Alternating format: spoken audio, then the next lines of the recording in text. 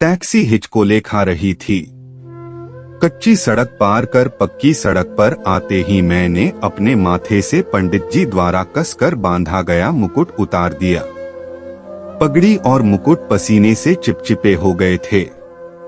बगल में बैठी सिंपी सी कुड़ी दुल्हन की ओर नजर घुमाकर देखा तो वह टैक्सी की खिड़की की ओर थोड़े से घूंघट से सिर निकालकर अपने पीछे छोड़ आए बाबुल के घर की यादें अपनी भीगी आंखों में संजो लेने की कोशिश कर रही थी। मैंने धीरे से कहा, अभी बहुत दूर जाना है, मुकुट उतार लो। चूड़ियों की खनक हुई और इसी खनक के संगीत में उसने अपना मुकुट उतार कर वहीं पीछे रख दिया जहां मैंने मुकुट रखा था। चूड़ियों के इस संगीत ने मुझे दूर यादों में पहुंचा दिया। मुझे ऐसा लगने लगा जैसे मेरे अंदर कुछ उफनने लगा हो जो उबाल आकर आंखों की राह बह चलेगा। आज से 15 साल पहले मैं इसी तरह नंदा को दुल्हन बनाकर ला रहा था। तब नएपन का जोश था, उमंग थी, कुतूहल था। तब मैंने इसी तरह कार में बैठी लाज से सिकुड़ी दुल्हन का मौका देखकर चुपके से घूंघट उठाने की कोशिश की थी। वह मेरा हाथ रोककर और भी ज्यादा सिकुड़ गई थी। मैंने उसे अभी तक देखा ही नहीं था। मैंने चाचा जी की पसंद को ही अपनी पसंद मान लिया था। अब उसे देखने के लिए मन उतावला हो रहा था। नंदा को पाकर मैं फूला नहीं समा रहा था। वह भी खुश थी। भरे पूरे परिवार में वह जल्दी ही हिलमिल गई। माँ उसकी तारीफ करते नहीं अघाती थीं।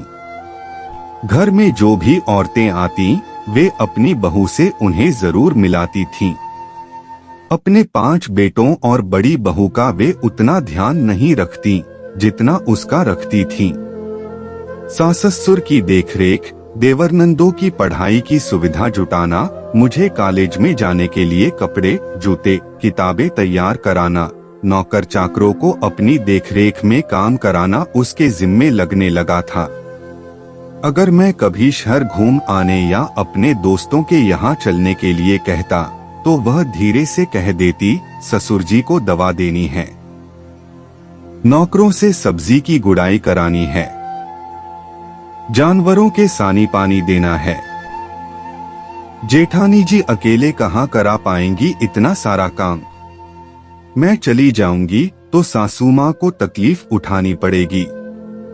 आज नहीं फिर कभी उसकी ऐसी दलीलों को सुनकर मन मसोस कर मुझे चुप रह जाना पड़ता। जोशी जी की पत्नी ताना देकर कहती, मास्टर जी कभी बहू को तो यहाँ लाया करो। आपने तो उन्हें ऐसे छिपा लिया है जैसे हम नजर लगा देंगे। कॉलेज से जब घर लौटता तो थककर चूर हो जाता था। कभी कभी तो 8वां पीरियड पढ़ाने पड़ जाते थे। मेरी तकलीफ नंदा जानती थी। समय निकालकर जिद करके वह मालिश करने लग जाती। एक दिन वह मुझसे नाराज थी। रात को बिना खाए ही सो गई। बात यह थी कि उसने उस दिन मेरे पास आकर कहा था, पति जी एक बात कहूं, अगर आप मानोगे तो तब कहूंगी। वह बड़ी ही मासूमियत से बोली थी। वह अकेले में मुझे पति जी कहती थी। मैंने प्यार से कहा, कहो तो सही, पहले मानूंगा कहो। वह बोली, अच्छा बाबा मानूंगा। मैं बोला, मुझे कुछ ज्यादा पैसे चाहिए। उसने कहा, किस लिए चाहिए यह तो बताओ। अभी यह मत पूछो, तुम्हें अपने आप पता चल जाएगा। मुझे 300 रुपए की जरूरत है। वह बोली, जब तक तुम वजह नहीं बताओगी पैसे नहीं मिलेंगे। मैंने भी अपना फैसला सुना दिया। इसके बाद वह रात को मुझसे नहीं बोली। सबको खाना खिलाकर वह बिना खाए ही सो गई। दूसरे दिन मांझी को नंदा से कहते हुए सुना, क्या बात है, जसौद हरीश व हंसी को साथ लेकर नैनीताल नंदा देवी देखने ले जाने वाला था, अभी तक तैयार नहीं हुए। पैसों का इंतजाम नहीं हो पाया मांझी। अगर आप थोड़ा पैसों की मदद कर दें तो मैं उनसे मांगकर आपको दे दूंगी, नहीं तो बच्चों का दिल टूट जाएगा। वे एक हफ्ते से कितने बेचैन हैं, कहते हुए वह मांझी की ओर याचना भरी नजरों से देख रही थी। वह मुस्कुराते हुए पैसे लेकर अंदर की ओर चल दी। वह देवरनद को यह खुशखबरी देने की बेचैनी अपने में नहीं रोक सकी। देवर व ननद से इतना लगाव देखकर मुझे उससे और भी प्यार हो आया। हमारी खुशहाल जिंदगी के 2 साल बीत गए। इस बीच हमारी गोद में एक नन्हा मुन्ना भी आ गया। बच्चे की जिम्मेदारी मांझी ने अपने ऊपर ले ली थी। वे ही उसे नहलाती धुलाती देखरेख करती। नंदा केवल अपना दूध पिलाने और रात को पास में ही सुलाने की ड्यूटी निभाती। सब ठीक ही चल रहा था। बोझ का एहसास तो तब हुआ जब 4 साल और 2 साल के फर्क में 2 लड़कियां और चली आईं। उस दिन मेरा बेटा नवीन मेरे पलंग पर आकर सो गया था। बड़ी बेटी माँ के पास सो रही थी। छोटी बेटी को नंदा थपकी देकर अपनी चारपाई पर सुला रही थी। मैंने नंदा के मन को टटोलने के लिए पूछ लिया। आधा दर्जन पूरा होने में 3 ही अदद की तो कमी रह गई। तुम्हारा क्या विचार है? वह झुंझलाकर बोली, तुम भी कैसी बात करते हो जी। इन 2 लड़कियों की फिक्र ही मेरा दिमाग चाट रही है। 2 से 1 और हो जाएं तो घर का भट्ठा ही बैठ जाएगा। ब्याहने के लिए कहां से लाओगे इतने पैसे? मैंने उससे कहा, तुम ठीक कह रही हो, वह तो मैंने तुम्हारे विचार जानने के लिए कहा था। सोच रहा हूं कि इस आने वाले जाड़ों में परिवार नियोजन करा लूं। यह सुनकर वह चौंक पड़ी। कुछ देर वह मेरी ओर ताकती रही, फिर मेरे पास आकर कंधे पर हाथ रखते हुए बोली, तुम इतने कमजोर हो, कहीं तुम्हें कुछ हो गया तो मैं क्या करूंगी? मैं तो कहीं की नहीं रहूंगी। मुझे ही फैमिली प्लानिंग करा लेने दो, तुम जब कहो तब मैं अस्पताल चल दूंगी। मैं खींच उठा, तुम्हारी सोच तो बस जिद करने की आदत है। तुम यह क्यों नहीं समझती कि मर्द को फैमिली प्लानिंग में ज्यादा मुश्किल नहीं होती, औरत के लिए दिक्कत होती है। अस्पताल में कम से कम 2 दिन रुकना पड़ता है। दूसरा कोई आसान तरीका अभी नहीं निकला है। तुम निश्चिंत रहो, मुझे कुछ नहीं होने वाला है। नहीं, तुम यह कभी मत करना। मैंने सुना है कि मर्द कमजोर हो जाते हैं। मैं सारी तकलीफ झेलने को तैयार हूं, पर तुम्हें ऑपरेशन नहीं कराने दूंगी। उसके मासूम चेहरे को देखकर मुझे हाँ कहने के अलावा और कोई चारा नहीं दिखा। 3 महीने भी नहीं गुजरे थे कि सरकारी आदेश आ गया। 2 बच्चों से ज्यादा जिनके बच्चे हैं, तुरंत नसबंदी कराने के सख्त आदेश कर दिए। उन दिनों इमरजेंसी चल रही थी। चमचों और पिछलगुओं की बन आई थी। नेताओं को खुश करने के लिए, सरकार को खुश करने के लिए जनता पर जी तोड़ कहर ढाया जा रहा था। तब प्रिंसिपल भी भला पीछे क्यों रहे? उनके तो दोनों हाथ में लड्डू थे। सरकार को भी खुश करो और दर्जन भर केस दिलवाकर एक इंक्रीमेंट और जुड़वा लो। मैंने ऑपरेशन कराने से पहले नंदा की रजामंदी ले लेना ठीक समझा, वरना उसे मनाना मुश्किल होगा। इन दिनों वह बच्चों को लेकर रामगढ़ गई हुई थी।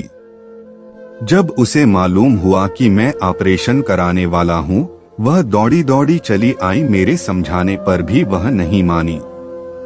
ऑपरेशन की ड्रेस पहनाकर जब नर्सें उसे ऑपरेशन रूम में ले जा रही थीं, तब मेरा कलेजा काटने को आ रहा था। मैं अपने को धिक्कार रहा था कि मैं उसे क्यों अस्पताल ले आया, क्यों उसकी बात मानी। ऑपरेशन रूम से बाहर लाने में तकरीबन आधा घंटा लगा होगा। मुझे वे पल घंटों लंबे लगे। स्ट्रेचर पर सफेद कपड़ों में उसे बेहोश देखकर मुझे एक बारगी रोना सा आ गया। गला ऐसा भर आया मानो कोई गला घोंटने लगा हो। बेहोशी में कराह के बीच उसका पहला साफ शब्द था, पति जी 3 साल बाद शादी की 13वीं सालगिरह की मनहूस आखिरी रील चल रही थी। इस रील के प्रमुख पात्र थे। मैं नायक था, नायिका नंदा थी और खलनायक खुद ऊपर वाला। खलनायक को नंदा का मेरे पास रहना अब नागवार सा लगा। फिर क्या था, उसने उसे मुझसे छीनने की साजिश रच डाली। चिंगारी बुझने से पहले खूब रोशनी करती है न। ऊपर वाले ने नंदा की जिंदगी का भी यही सबसे अच्छा सुनहरा साल चला दिया। उसका छोटा भाई अपनी दीदी से मिलने आया था। नंदा अपनी खुशी को नहीं संभाल पा रही थी। अंदर बाहर इधर उधर वह तितली सी फुदक रही थी। रात को जब सब लोग मेरे बेडरूम में रेडियो के गानों के बीच गपशप में मशगूल थे, तो नंदा ने मुझसे अपनी तकलीफ जाहिर की। आज मैं खाना नहीं खा सकी, मेरे जबड़े में बहुत तेज दर्द हो रहा है। ज्यादा बोलती है न, इसलिए जबड़ा दर्द करेगा ही। मैंने बात हंसी में टाल दी। सुबह अपने भाई को विदा कर वह मेरे पास आ रही थी। आते ही वह सिसकियों से भर गई। आखिर इतना दुख वह कब से अपने में रोके थी। मैं हैरान रह गया। शायद भाई की जुदाई हो पर ऐसी कोई बात न थी। उसका रोना शारीरिक दुख था। वह अपना मुंह पूरी तरह नहीं खोल पा रही थी। जबड़े दर्द के साथ साथ कसते चले जा रहे थे। मात्र उंगली डालने लायक जगह बची थी। मैं सहम गया। उसने मुझे छुट्टी लेकर अस्पताल चलने को कहा। मैं तुरंत उसे लेकर डॉक्टर मेहरा के प्राइवेट अस्पताल को चल दिया। राधा भाभी को भी अपने साथ ले लिया। डॉक्टर मेहरा ने देखा और पूछा, कहीं चोट तो नहीं लगी है?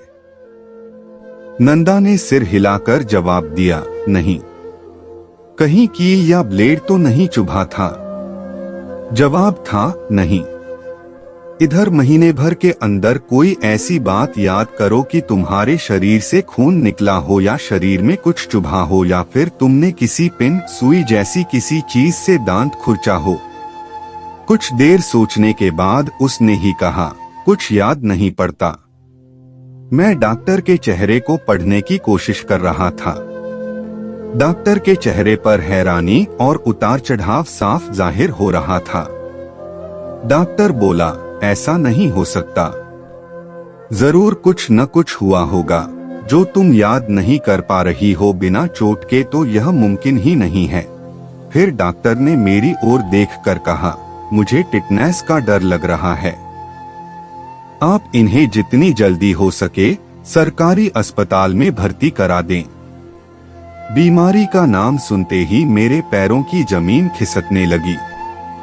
मैं घबरा गया और उनसे पूछा, डॉक्टर साहब कहीं खतरा तो नहीं है? नहीं, ऐसी कोई बात नहीं। अगर समय पर टिटनेस के इंजेक्शन लग जाएंगे तो ठीक हो जाएंगी। मुझे याद नहीं कि मैंने कब पर्चा लिया और कब हम तीनों सरकारी अस्पताल पहुंच गए। हम में से किसी को होश नहीं था। खतरे का डर सबको हो गया था, क्योंकि इस बीमारी की भयंकरता सबने सुन रखी थी। डॉक्टर ने देखा, जांचा, परखा, पूछा। आखिर में पहले डॉक्टर की बात का समर्थन करते हुए नंदा को स्पेशल वार्ड में दाखिल कर दिया। एटीएस के 50,000 पावर के इंजेक्शन का इंतजाम भी मुझे ही करना था। वह इंजेक्शन अस्पताल में नहीं था। देर करना खतरनाक था। नंदा के पास भाभी को छोड़कर मैं सब्र से काम लेने के लिए कहकर जाने लगा तो वे दोनों मुंह दबाकर फफक कर रो उठीं। मैंने अपने को भरसक संभाला। लगा जैसे सीना फट जाएगा। समय गंवाना ठीक न समझकर मैं शहर को चल दिया। घंटे भर बाद इंजेक्शन का भी इंतजाम हो गया। घर में सूचना देते समय मेरा गला भर गया, आंखें बरसने लगी। सारे घर में अजीब सा सन्नाटा छा गया। पहली रात हल्की हल्की कराहने की आवाजें आती रहीं। मैं उसके साथ था। मैं उसके माथे को सहला रहा था। उसने अपना पर्स, कानों के कनफूल, मंगलसूत्र सब मुझे थमाते हुए कहा, पति जी, इन्हें रख लो, अपना ख्याल रखना, बच्चों का ख्याल रखना। वह आगे कुछ न कह सकी। आंसू थमने का नाम नहीं ले रहे थे। अगले दिन उसके पैरों में जकड़न चालू हो गई, पीठ में दर्द, ऐंठन बढ़ गई, दांत आपस में भिंच गए। धीरे धीरे जकड़न व ऐंठन सारे बदन में दाखिल हो गई। हल्के हल्के झटके भी पड़ने चालू हो गए। जब झटके पड़ते, ऐंठन होती, तो हम लोग उसके हाथ, पैर, सीना हल्के से मलते। ग्लूकोज की बोतलों में तरह तरह की दवाओं का मिश्रण उसे दिया जा रहा था। एटीएस का तब तक दूसरा भी 50,000 पावर का इंजेक्शन लगा दिया गया था। एक एक दिन खिसक रहे थे और उसकी हालत दिन ब दिन खराब होती जा रही थी। उसका शरीर इंजेक्शनों से छलनी हो गया था। पानी के बिना वहां सूखी पपड़ियां तड़क आई थीं। दांत कसने से खून बह रहा था। जूस व पानी के लिए वह संकेत करती, लेकिन डॉक्टर की इजाजत नहीं थी। दिल महसूस कर रह जाना पड़ता। फट आए होठों में ग्रीसलीन लगाकर तर करने की कोशिश की। पानी की 2 से 4 बूंदें तो दरारों में ही समा जाती थीं। इधर झटके तेज होते गए, दौरों की लंबाई भी बढ़ती गई। दर्द से छुटकारा दिलाने के लिए उसे नींद के इंजेक्शन दिए जा रहे थे, पर कोई फर्क नहीं पड़ रहा था। अब ग्लूकोज को भी शरीर ने खींचना छोड़ दिया था। निराशा में सबका दिल डूबने लगा। अभी छठे दिन की पौ नहीं फटी थी। रात को बारिश के बाद धुंधला सा उजाला होने लगा था। नर्स नींद का इंजेक्शन देकर चली गई। कुछ समय बाद मैं दूसरे लोगों की देखरेख में नंदा को सौंपकर नहाने धोने चला गया। जब लौट कर आया तब तक नंदा नहीं रही थी। अब न कोई झटके थे, न दौरे थे, न दर्द था, न कराहें थीं तो बस घर वालों की, दोस्तों की घुटती सिसकियां। मेरा सब कुछ लुट गया था। मैं खोया खोया सा रहने लगा। छोटी बच्चियां जब टकटकी लगाकर मेरी ओर देखती, कलेजा मुंह में आने को हो जाता। थपकियां दिलाकर सीने से लगाए उन्हें सुला देता। नवीन ने चुप्पी साध ली थी। चुपचाप आकर पुस्तक पढ़ने लग जाता। अब मांझी ही बच्चों की परवरिश कर रही थीं। धीरे धीरे 2 साल निकल गए। मांझी बच्चों की खातिर दोबारा शादी करने की बात छेड़ती तो मैं टाल जाता था। ससुराल वालों ने भी शादी के लिए कहना शुरू कर दिया। कई जगह से रिश्ते भी आने शुरू हो गए, लेकिन मैं साफ मना कर देता। भला पराए बच्चों को कौन नवेली अपना लेगी। सास जी को शादी के लायक हो आई अपनी बेटी खुशी की उतनी चिंता न थी जितनी मेरी और मेरे बच्चों की। मैंने खुशी के लिए योग्य लड़का तलाश कर सूचना भेजी तो जवाब आया कि खुशी ने इसलिए इनकार कर दिया है कि जब तक जीजाजी शादी नहीं कर लेंगे वह भी शादी नहीं करेगी। बात बिगड़ती देख ससुराल वालों ने प्रस्ताव रखा कि क्यों न खुशी से ही मेरी शादी कर दी जाए। खुशी ने भी अपनी दीदी के बच्चों की खातिर अपना त्याग स्वीकार कर लिया, लेकिन मैं इसे कैसे स्वीकार कर लेता। मैंने उसे समझाया, खुशी तुम यह क्या कर रही हो, जरा सोचो तो। मेरी उम्र का 38वां साल पार होने जा रहा है, जबकि तुम अभी 20 साल की होगी। फिर मैं 3 बच्चों का पिता भी हूँ। मेरी खातिर अपनी जिंदगी क्यों बर्बाद करने पर तुली हो, यह सही नहीं है। वह धीरे से बोली, आप मेरी चिंता न करें, सब सोच समझ कर ही तो मैंने हाँ की है। उम्र की क्या कहते हैं, माथे में उम्र लिखी होती तो दीदी यूं ही हमें छोड़कर चली थोड़े ही जाती। बच्चे मुझसे हिले मिले हैं, माँ का दुख भूल जाएंगे। दीदी पर जितना हक आपका था, क्या मेरा हक नहीं। मुझे भी तो उसका दुख उतना ही है जितना आपको। उसके अंदर अपनापन और त्याग की भावना साफ झलक रही थी। बहुत समझाने पर भी उसने अपना इरादा नहीं बदला। तब मुझे भी सहमति देनी पड़ी। आखिर किस का मुंह संभालता। टैक्सी ने हिचकोला खाया तो मेरी पिछली यादें टूट गईं। मैं अपनी यादों में इतना खो गया था कि मुझे यह ध्यान ही नहीं रहा कि मैं वर बना बैठा हूँ।